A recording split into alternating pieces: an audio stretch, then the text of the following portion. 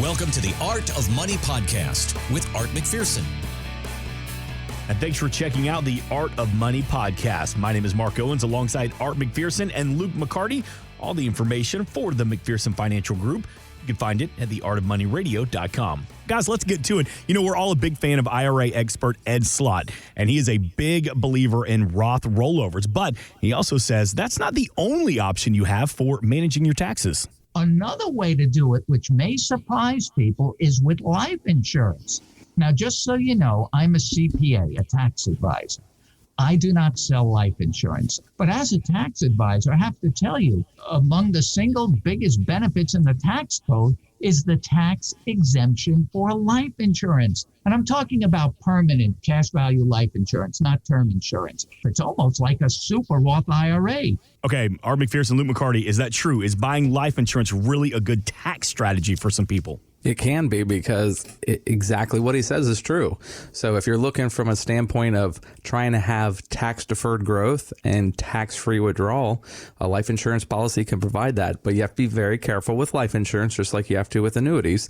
You have a lot of life insurance out there that have big upfront commissions. They have a lot of expenses inside of them. So if you get the insurance policy dialed in properly, they can be extremely efficient, do a phenomenal job from a taxation standpoint. Just to have to be careful that you're getting the right kind, because there's a lot of insurances out there, and a lot of them are just basically for death benefit purposes only. They're not for cash accumulation and for income strategies down the road. Right. So, I mean, it's a really good strategy. So the IRS has rules around using life insurance in this type of strategy. So you just can't throw, I'm making up numbers here, $100,000, $200,000 into life insurance, think it's going to be tax-free, because you've overpaid for the death benefit that you may want. So you have to be careful not having too high of a death benefit, because the higher the death benefit, the more expensive the life insurance is, the less likely your cash will grow inside of it. So the IRS has certain rules that we follow for these, and how does it make it not taxable?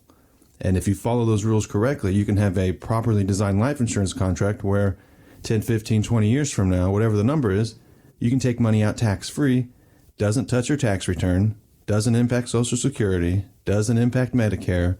It truly does work like a Roth IRA if it's done correctly. Luke and Art, we kind of been talking and joking this weekend about how I got to be pampered over the weekend. I got to be pampered by playing some golf and having a nice dinner. And, you know, there was always that big debate about whether buying a cup of Starbucks coffee every day was a reasonable indulgence or just a big waste of money. There was a story in Business Insider that said that there are 3 much bigger ways that we're jeopardizing our financial future. And those are, we're buying more house than we actually need, we're buying fancy new cars that we don't need, and we eat out more often than we should.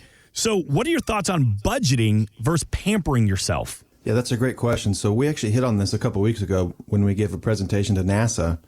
And what I said was, you need to be careful about your lifestyle creep, right? So when you continue to work, and if you get a cost of living raise or you get a promotion, right, you're making more money, you have to be careful that it doesn't always translate into a bigger house, a fancier car, because then it just constrains your cash flow to where you're still saving what you were saving 5-10 years ago, because now your extra expenses are going to the house or the car.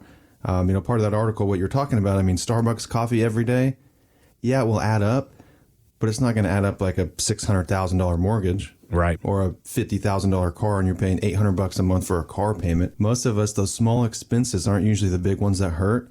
It's the house, it's the car. I mean, big vacations, you name it. Any big ticket, big expense item is going to be costly in the future if it's not planned for. Yeah, and what we usually say with our clients, Mark, when they come in is, if you get windfall money, maybe inheritance money, or you're getting a raise and it's 5% raise, 10% raise, take half of that and enjoy it, and take the other half and save it. And when you're able to do that, you get the benefit of the raise because you feel half of it, but you've put aside that other half. So all of a sudden, instead of having that lifestyle creep that Luke is talking about, where you're always keeping up with the Joneses, always getting nicer and nicer stuff, but yet you've done very little for retirement planning or income planning for down the road. And it helps you kind of get the best of both worlds. That way you have that higher income, you feel the extra inflow of cash, but also at the same time, you're taking care of tomorrow because you're setting setting that money aside, because I don't want to ever tell a client, oh, we're going to put all of your money aside for a rainy day, and they never make it to the rainy day, because we don't have a guarantee that we're all going to have a retirement. There's people that die every day. And now we have this beautiful thing called a pandemic that we're going through. Right. So we don't always have a guarantee of tomorrow. However, you've got to be prepared too. So you want to make sure that you're doing what you should do. You're being prepared like you should be prepared, but you're also being diligent in your savings too. Rebalancing, Art Luke, it's one of those financial terms that advisors like to use, rebalancing. But why do we need that? Morningstar's Christine Benz says that it's one of the big ways that we can manage risk. The main benefit from rebalancing comes in the realm of volatility reduction, taking risk out of your portfolio. And rebalancing can be particularly powerful for people who are approaching retirement, where you naturally do want to reduce risk in your portfolio. You don't want to have the risk of your retirement date arrives and you're having to draw upon a portfolio that has just suffered a big decline. All right, Art McPherson, Luke McCarty, how do we know when we need to rebalance? And secondly, how do we rebalance? Right, so rebalancing is a little different than what she may have hinted at. I think she was speaking of a reallocation, potentially, as you get older and get closer to retirement or deeper into retirement. But the rebalancing technique is essentially if you start out with, let's make it easy, a 60-40 portfolio, right? 60 stock, 40% bonds. Well, over the last couple years, your stocks have done extremely well. So maybe now if you haven't rebalanced, maybe now you're 70-30. Well, you just got older during the past couple of years and you just got more aggressive. So you need a rebalancing, technique within your portfolio that says, hey, I'm going to rebalance quarterly or annually, semi-annually, whatever that is, so you stay on track. And then as you get closer to retirement or deeper into retirement, maybe that original 60-40 plan isn't the right plan for you. Maybe it needs to go to 50-50 or just take a risk off the table. So rebalancing and reallocation is definitely important throughout your lifetime within your portfolio. Yeah, because if you don't do that, Mark, you're getting more aggressive at the worst possible time. So your equity portfolio the last couple of years, the S&P has done phenomenal. So everybody has been making a lot of money in their 401ks, and they've been making a lot of money in their IRAs. But what happens if this COVID-2 variant starts kicking up? We're already seeing the hospitals starting to fill back up. Well, if we have another big correction and you haven't rebalanced, then you're going to feel the brunt of that correction worse than your original allocation was. So rebalancing is a big part of that. So just as an example, we will do that for our clients all the time, automatically for them internally with our models and things that we do.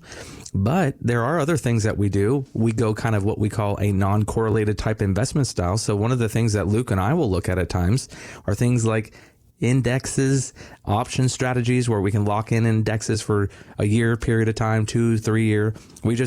We have a lot of our clients that are part of one indexing strategy we started about a year and a half ago or a year ago, and we're locking them in. We can lock in all that gain we made in the S&P the last 12 months, and then we can put a new cycle through. So just being able to rebalance or lock in gain or lock in growth and transition that money so the market can't take it back away from you, very, very important to do that. Well, I saw a good article that said it looks like baby boomers are the only ones who are interested in lifetime income. NerdWallet recommends annuities for millennials because the value will increase and a few of them will be eligible for a pension. So have those who have already approached retirement, have they missed the boat on those benefits of those kind of like financial products like the annuities? No, they have not, because if you're just now reaching retirement, right, you have assets in different types of products, right? You probably have the 401k, the TSP, whatever it may be.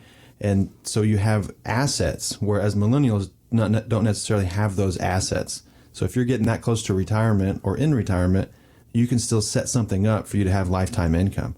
I was doing a plan recently for a millennial, not myself. And we were looking like how he throws that out there too. Right, not myself. I have a plan, but we were looking at doing some type of annuity because this couple was worried if Social Security was going to be there. And I said, well, if we do this type of annuity and this is the plan, this is how it looks. This could be a Social Security replacement if you don't have Social Security, or it could be a Social Security complement. So I think everybody, when you think about retirement, still wants a paycheck. Well, if we can get that guaranteed paycheck from a portion of the portfolio, why wouldn't we? Exactly. I mean, it's just one of those things that we're trying to replace the pensions that have been lost, exactly what you were bringing up, Mark. And how do we create kind of a pension benefit back into the plan that's outside of your Social Security benefit? Because we're not 100% sure what the government's going to be able to afford on that, because they spend like drunken sailors right now. I honestly believe, and this is not a joke, I think whether it's a Democrat or a Republican, I think they believe we have a money tree now. Yep. They have gotten that absurd on their spending. So until we get somebody in there that reins in those costs a little bit, I guess we need another Ross Perot to run, because when we had Ross Perot in there, we actually had the first president balance the budget in a long, long time, but that only lasted for about 4 years. And then boom, now we're back into these crazy spending patterns. So you had COVID on top of that, and it makes it even worse. So it's been an interesting time. You know, speaking of millennials, someone made a great point with the current administration. It's like the kid that went away to college, and as they're walking out the door, the dad gives them a credit card and says, all right, good luck, have fun, and they just go spending crazy. That would be that's the money tree analogy right there. That's exactly what I'm talking about. Yep. So you mentioned that too. You said, let us help you replace your paycheck. So the big question that you always ask is, why do you need to take a pay cut going into the most exciting time of your life? Art McPherson wants to help you replace your paycheck with 100% of your income in retirement with the Replace My Paycheck Challenge. All the information at artofmoneyradio.com. There's a button you can click, get all the information, get signed up for this. Art McPherson, tell me a little bit more about that. How can you help me replace my paycheck in retirement? Well, one of the things that we do with our clients, Mark, is we focus on, what does retirement look like? What is your budget today? And if you're going to retire in 5 years, what do you need? Is your house going to be paid off? Do you have a bunch of expenses we need to start clearing for you so you have a lot of cash flow? But bottom line is, general rule of thumb, 80 to 85% of the people that walk in the door, they're going to need about that same income they currently have in their budget today.